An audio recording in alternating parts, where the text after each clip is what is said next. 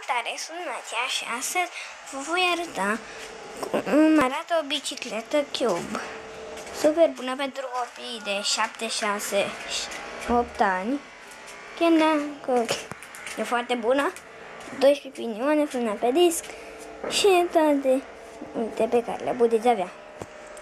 Vă voi arăta la mine. Aceasta e bicicleta.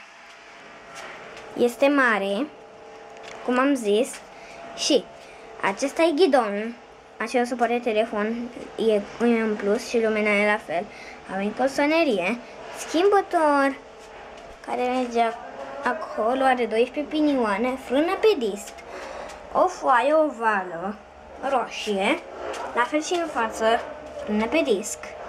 Roțile sunt de mărime mare și bună. Apărătorile tot sunt în plus. Blocați furca de aici, dați pur și simplu așa și se blochează. Uitați. Acum schimbătul și suportul de apă l-am luat. Bicicleta e de carbon și e prețioasă foarte mult. Ei, cam acesta a fost videoul pentru asta.